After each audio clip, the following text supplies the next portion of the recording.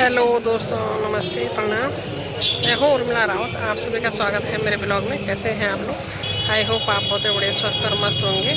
तो दोस्तों, इस समय 3 बजने वाले हैं और हम इस समय ब्रह्म कुमारी वालों का कार्यक्रम है श्रीनगर गढ़वाल में, और आज हम उनके कार्यक्रम में आ रखे हैं। तो आप देख सकते हो मेरे वीडियो के माध्यम से। ये देखो, यहाँ पे पहुँच रखे हैं सभी लोग।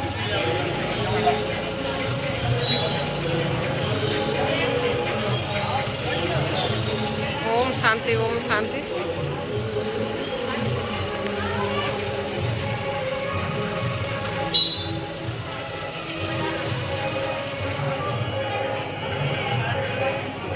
परम आदरणीय दीदी जी से और हमारे मंचासीन महानुभावों से कि कार्यक्रम का दीप प्रज्वलन कर उद्घाटन करेंगे।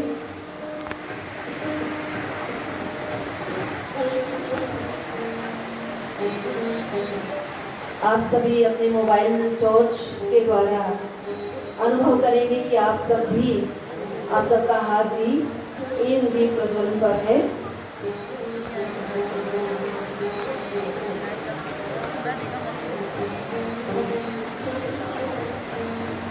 सभी खड़े होकर के अपनी मोबाइल टॉर्च के साथ जिग-जैग भी करेंगे और कार्यक्रम के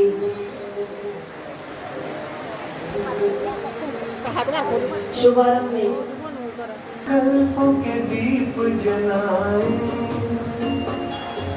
अपने अपने मन में, शुभ संकल्पों के दीप जलाए अपने अपने। हम आदरणीय नीलम दीदी जी से कहेंगे कि आप मध्य में आ जाएं, आदरणीय दीदी जी के पास,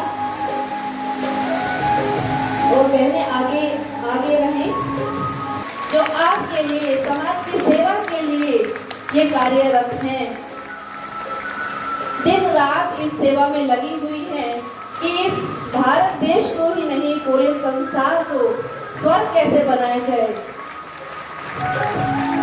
आज देवी दीदी जी, परम आदरणीय देवी दीदी जी, चंद्रिका दीदी जी हमारे मध्य में ऐसे माता की, भारत माता की।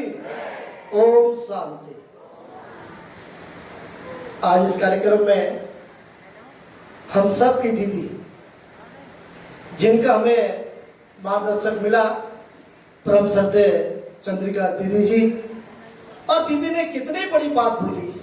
अपने आप को यूनिक समझो, मार्केट में आपके अलावा कोई दूसरा प्रोडक्ट है ही नहीं, इसको आप जरूर समझो। और परम श्रद्धेय हम सबके मार्गदर्शक और मेरे अभिभावक, और जो अपने रुद्रप्रयाग से सम्मानित विधायक हैं आदरणीय भरत चौधरी जी, अपने भारतीय जनता पार्टी के प्रदेश प्रवक्ता भाई विनोद सुयाल जी, और अपने राज्य मंत्री परम श्रद्धेय श्यामवीर सैनी जी, और सम्मानित मंच। पहले तो मैं धन्यवाद करता हूं, क्योंकि दीदी मुझे बहुत दूर कार्यक्रम में जाना है, और आजकल मैं डेली 3 बजे घर आ रहा हूँ, क्योंकि रामलीला चल रही मेरे क्षेत्र में, रामलीलाएं बहुत होती हैं, तो मैं 3 बजे भरत जी चौधरी जी डेली आ रहा हूँ। अभी मुझे चंद्रवती जाना है, चंद्रवती फिर कीर्तन कराना है, इसके लिए मैं क्षमा यात्रा चाहता हूँ। और मैं देखो, आप जितने लोग यहाँ पर आए हैं, सब किस चीज के लिए आ रखे हैं? किसके लिए? मन की शांति के लिए, नाम की शांति के लिए नहीं, ध्यान रखिएगा। यहाँ पे ब्रह्मा कुमारी और मन की शांति का मैं उदाहरण आपको इसमें देता हूँ। प्रेम, हम सब के बीच में हम सबकी प्रेरणा सुनते हैं चंद्रिका दीदी की। और मैं भाई साहब से बात कर रहा था, दीदी की उम्र 83 या 84 साल की।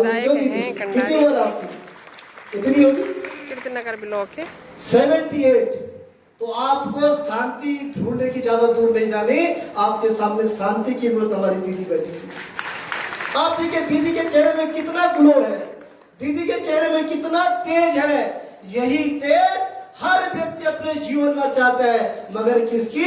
शांति की। इस समय कंडारी जी अपने, आप कहीं भी जाए, आप ब्रह्म कुमारी में आए, आप किसी कथा में जाए, जो भी मुख्य वक्ता होता है उसकी बात को ध्यान से जरूर सुनना चाहिए।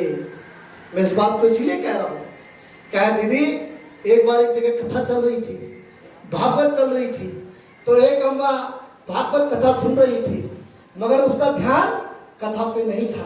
उसने कहा मेरे घर में मेरी बहू क्या कर रही होगी, मेरे घर में मेरे नाती पोते क्या कर रहे होंगे, मेरी भैंसों को चारा कोई दे रहा हो नहीं देगा। उस दीदी का ध्यान 3 घंटे में कथा में केवल इतना ही दूर था, कौन क्या कर रहा होगा। मगर उसने पूरी कथा में व्यास जी ने जो कहा, व्यास जी ने जो कहा उसने कुछ नहीं सुना। उसने पूरी कथा में सुना, आओ और बैठो जाओ। क्या सुना? आओ और बैठो जाओ। केवल उस बहन ने 3 घंटे की कथा में ये सुना, मगर उसके जीवन में काम आया। आप बोलोगे कैसे? तो जैसे ही वो अपने घर गई, तो घर जाते ही थोड़ी देर बाद उसने देखा उसके घर में कोई चोर आ गया। तो उसने चोर को देखा और चोर को उसने सिंपल तरीके से कहा, आओ और बैठो जाओ। तो चोर ने कहा मुझे मार खानी, और चोर भाग गया। तो देखिए उसने कथा में केवल इतना सुना, आओ और बैठो जाओ, उसके घर का चोर भाग गया। बात शक्ति बहुत है यहाँ पर। अब मन की शांति कैसी मिलेगी मैं आपको बताता हूँ।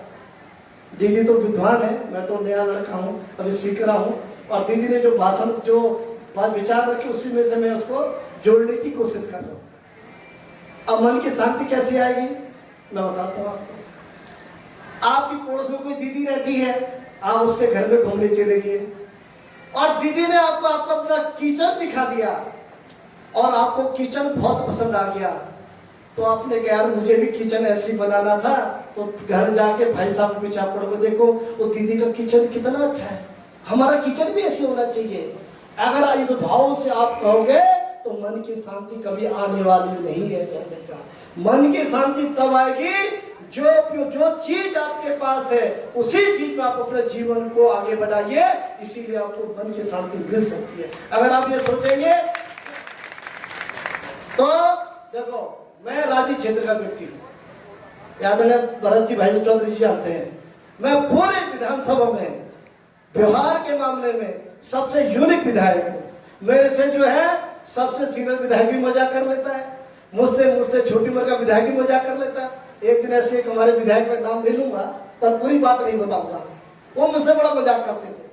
तो मैं तो आप देखो, मैं छात्र राजनीति से आया हूँ, विश्वविद्यालय का अध्यक्ष रहा हूँ, प्रदेश की राजनीति युद्ध की राजनीति की है, तो मैं बिंदास बात रखता हूँ और दिल खोल के बात रखता हूँ। और मैंने आपसे कहा मैं राजनीति में टेंशन देता नहीं, राजनीति में टेंशन देने का काम करता हूँ। अगर आपने आप ही राजनीति में टेंशन रखनी है तो राजनीति किस बात की? तो राजनीति ये कहती है आप मस्त रहो, स्वस्थ रहो और दूसरे को राजनीति में टेंशन में रखो। ये राजनीति की परिभाषा है। तो कहते हैं ना, मैं जब चुनाव जीता विनोद भाई, तो मैंने क्या मैं धन्यवाद करने जाता हूँ, तो मैं कैसे पकड़ता हूँ लोगों को?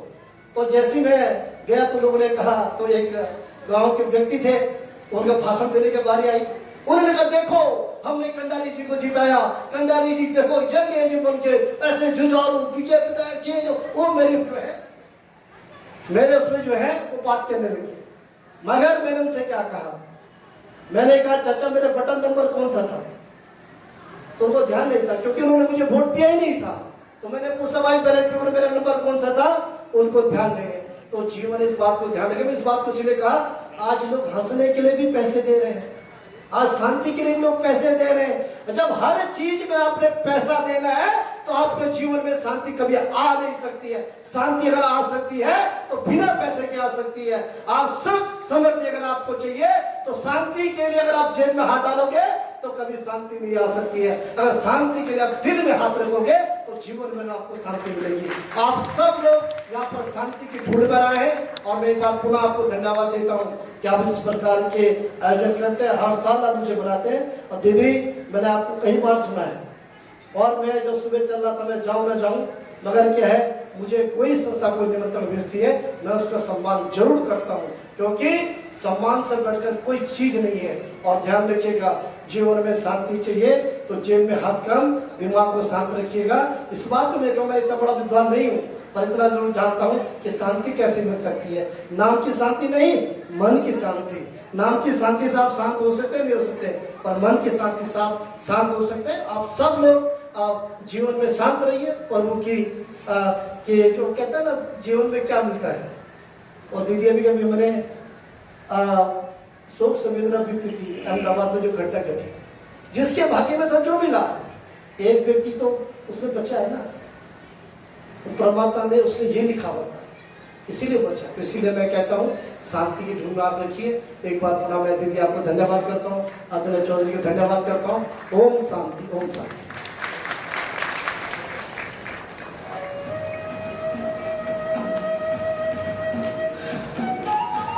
भाई जी, विधायक जी प्रयाग, आपको आदरणीय दीदी जी के माध्यम से ईश्वरीय सौगात दी जा रही है और अभी सम्मानित कर रहे हैं शॉल पहनाकर। जोरदार तालियों से हम अभिनंदन करेंगे हमारे आदरणीय श्री विनोद करतानी भाई जी का। ये ईश्वरीय सौगात बहुत ही सुंदर, श्री कृष्ण जैसा हमारा लक्ष्य है, हमें सतयुगी राजकुमार जैसे बनना है। और अभी मैं चाहूंगी आदर के योग्य आदरणीय पूनम दीदी जी, जो राष्ट्रीय समन्वयक हैं कला एवं संस्कृति प्रभाग दिल्ली से हमारे मध्य पधारे हैं। आदरणीय दीदी जी ने जीवन भर कला, संस्कृति, साधना और मूल्यों की स्थापना के लिए निरंतर प्रयास किया है। आपके मार्गदर्शन ने असंख्य साधकों और कार्यक्रम का मार्ग दिखाया है सभी को। हम निवेदन करते हैं कि जीवन में हमें बहुत कुछ धारणा करनी चाहिए। आज दीदी जी हमें कुछ विशेष बातों की प्रतिज्ञा कराएंगे। मैं निवेदन करती हूँ हमारे आदरणीय पूनम दीदी जी से। सुनने के लिए आप हमारी माताएं बहनें जो भी यहाँ पर एकत्रित हुए हैं, मैं आप सब लोगों को प्रणाम करता हूँ, नमन करता हूँ। श्रद्धेय दीदी जी को सुनने के बाद मुझे नहीं लगता कि हमको किसी को भी सुनने की कोई आवश्यकता है। जितना उन्होंने कहा है, यहाँ पे भरत सिंह चौधरी जी अपने विचारों को रख रहे हैं। तो शायद हमारा जीवन धन्य हो जाए। आप एक राजयोगिनी हैं। योगी क्या होता है? जितात्मन प्रशांतस्य परमात्मा समाहिता शीतोष्ण सुख दुखेषु तथा मानापमानयो ज्ञान विज्ञान तृप्तात्मा कूटस्थो विजितेन्द्रिय युक्त उच्यते योगी समलोष्ठास्म कांचन। जो सुख में, दुख में, लाभ में, हानि में एक समान रहता है, वही योगी होता है। बहुत मैं विस्तार में जाने वाला नहीं हूँ, क्योंकि मुझे पता है कि किसी भी नेता के भाषण में सबसे मधुर, सबसे अच्छी लाइन जो श्रोताओं को लगती है वो होती है कि मैं अपनी वाणी को विराम देता हूँ। मैं भी जल्दी विराम दूंगा अपनी वाणी को, आप सदैव चिंता न करें। सिर्फ इतना कहना चाहूंगा, हम सारी दुनिया में ढूंढते फिर रहे हैं अपने शत्रुओं को। हमने देशों को दुश्मन बना रखा है, कौमों को दुश्मन बना रखा है, लोगों को दुश्मन बना रखा है, लेकिन दीदी ने कहा कि दुश्मन सारे अपने अंदर है। ध्यायतो विषयान पुंसः संगस्ते सुपजायते संगात संजायते कामः कामात् क्रोधा विजायते क्रोधात् भवति सम्मोहः सम्मोहात् स्मृति विभ्रम स्मृति भ्रंशात् बुद्धिनाशो बुद्धिनाशात् प्रणश्यति। काम, क्रोध, लोभ, मद, मोह और भय, यही तो है हमारे शत्रु। इनमें से एक भी बाहर ढूंढने से नहीं मिलेगा, सब अपने अंदर है। और जिन्होंने इस पर विजय हासिल कर ली है, उन्हीं को मैंने कहा कि जितात्मना, जिन्होंने अपनी आत्मा को जीत लिया है, जो परमात्मा में निहित हो गए हैं। तो मैं बहुत ज्यादा समय नहीं लूंगा। सिर्फ दीदी ने एक बात कही, मैं हमेशा हर मंच से कहता हूँ, never ever compare yourself to anybody with anybody else. कोई दूसरा, अरे फैक्ट्री में जब लाखों करोड़ों बनते हैं तो उनमें भी अंतर होता है, लेकिन उनमें अंतर नहीं दिखता है। लेकिन भगवान ने जब से इस सृष्टि की रचना की है, तब से लेकर आज तक जितने पीस बनाए सारे यूनिक बनाए। दीदी ने कहा कि न तो आज तक कोई आपके जैसा हुआ, न आज इस धरती पे 8 अरब लोग हैं, लेकिन 8 अरब में से किसी 2 के फिंगरप्रिंट्स नहीं मिलते हैं। उससे बड़ा इंजीनियर नहीं है कोई, उससे बड़ा इंजीनियर नहीं है कोई। तो इसलिए अपने आप पर भरोसा रखो। और मैं देखता हूँ महिलाएं रोज बोलती हैं, बेटा वो शर्मा जी के बेटे को देखा कितना होशियार है, रोज टाइम पे जाता है। अब वो बेटा रोज रोज 1 दिन सुना, 2 दिन सुना, 4 दिन सुना। एक दिन उसने कहा, मम्मी आपने शर्मा जी की बीबी को देखा कितनी सुंदर है। बस उसके बाद फिर बहन जी ने कभी नहीं बोला बेटे को कि शर्मा जी का बेटा कितना होशियार है। तो मैं आप सब लोगों को एक बार फिर से प्रणाम करता हूँ। आपने मुझे बुलाया, और हमारे देश में तो बोलते हैं कि everybody is in hurry but nobody is on time. हर आदमी जल्दी में है, लगता है कि बिल्कुल समय पे पहुंचने वाला है, इतनी जल्दी में है, लेकिन जहाँ पहुंचना होता है वहाँ कभी समय पर नहीं पहुंचता है। ये आज इस देश की खासियत है। तो एक बार पुनः आपने मुझे बुलाया। मैं नहीं समझता हूँ कि मेरे जैसे लोगों को के लिए आध्यात्म के इस मंच पे भी कोई स्थान हो सकता है, लेकिन ये आपका प्यार है, आपका स्नेह है, उसके लिए मैं हमेशा आपका आभारी हूँ। आप सब लोगों को प्रणाम, धन्यवाद। धन्यवाद धन्यवाद। भाई साहब जी ने ये बहुत बड़ी बात कह दी, परंतु भाई साहब जी आपके बिना इस कार्यक्रम में जो ये स्टेज है वो आपके बिना शोभायमान नहीं है। एक बार जोरदार ताली हो जाए हमारे आदरणीय विधायक जी के लिए। बड़ा समन्वय था, ऐसी सुंदर दुनिया परमात्मा ने हम बच्चों के लिए रची थी, लेकिन क्षण क्षण शक्ति खत्म होती गई, अवगुण आते गए, और आज जिस दुनिया के लिए कहते थे कि जिसकी रचना इतनी सुंदर, वो कितना सुंदर होगा, आज की दुनिया को देख के ऐसा लगता नहीं है कि ये भगवान की रचना है। तो ये जरूरत है, समय की पुकार है कि हर एक के अंदर ये प्रेम, शांति और सद्भावना आए। लेकिन इन गुणों का स्रोत कौन है? परमात्मा को कहते हैं, तू प्यार का सागर है, तेरी एक बूंद के प्यासे हम। वो शांति का सागर है, प्यार का सागर है। शरीरों के पिता हम सबके अलग है, लेकिन वो हम सब आत्माओं के पिता है। उस पिता का नाम है परम पिता शिव परमात्मा, जो इन सभी गुणों का स्रोत है। जब मन बुद्धि की तार उस परमात्मा से जुड़ती है, तो ये गुण अपने अंदर आने लगते हैं और अपने द्वारा सारे विश्व में ये फैलते हैं, मिलते हैं।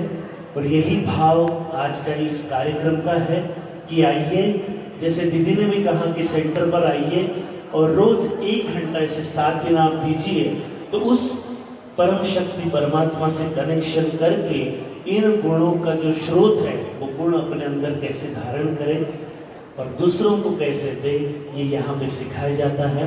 तो उस परमात्मा की महिमा जो सत्य है, शिव है और सबसे सुंदर है, जो हम सभी आत्माओं के परम पिता परमात्मा है, फीमेल वॉइस में आपके सामने प्रस्तुत है सत्यम शिवम सुंदरम।